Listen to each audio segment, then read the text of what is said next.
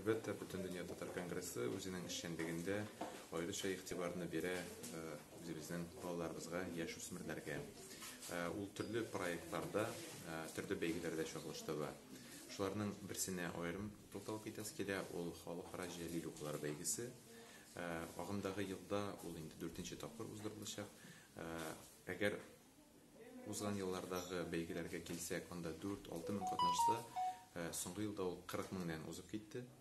Катнашчылар саны ул безнең җәлил иҗаты белән генә шикләнми, ул безнең тагын фронтовик язучылар иҗатында үз иченә ала. Яшь категориясенә килгәндә, ул төрле яшь категорияларында кичкенә сабый балалардан башлап, өлкән яшьтәге безнең укучыларыбыз, җәлил иҗатын сөючеләр белән бергә бара. Төрле номинацияларда җәлил татар телендә, җәлил рус телендә, җәлил дөнья телләрендә менә бу ел без үзгәрешләрдә кертәбез нигезләмәгә. Озакламый без аны игълан итәчәкбез. Әйтик, без инде агымдагы елда киң колач белән менә музейлардагы булган төрле җәлилгә багышланган экспозицияларга багышланган номинациялар булдырабыз.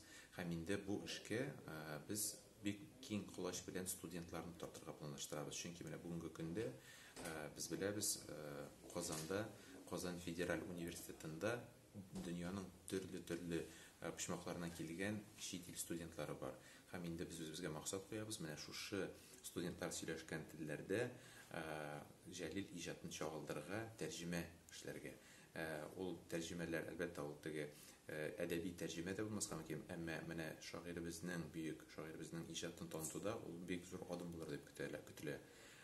Шунсын да ассызыклап үтәргә кирәк. Без Татарстан Республикасы Мәгариф һәм фән министрлыгы белән җәйге аланлар, җәйге лагерьларга аерым игътибарны бирәбез. Бу инде Татарстанда урнашкан лагерьларда балалар өчен төрле сменалар булдыру, ул күпчелеге аның телне өйрәнү, мәдәниятен татар халкының мәгариф программалары белән үрелеп бара.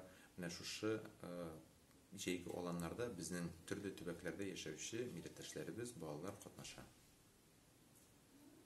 Мисал өчен берсен әйтеп китә алмыйсызмы? Булсын ул дуслык сменасы, мәсәлән, дуслык сменасы, аннары Тартария дигән бик көчле безнең смена, менә анда бик теләп киләләр. Ул төбәкләр белән генә хәтта шикләнми, ул чит илдән дә безнең балалар килүчеләр бар. Бу инде Урта Азия илләре гадәттәгечә ул безнең традицион ул балалар килә. Һәм инде менә шушы җәйге аланнарда бер бөтен тел мөхите барлык булдырыла. Һәм инде шушы тел мөхитендә алар төрле юнәлешләрдә эшлиләр. Ул сәнгать юнәлеше булсын, ул булсын әдәбият, ул булсын тел, һәм инде төрле проектларны гамәлгә ашыру. Рәхмәт.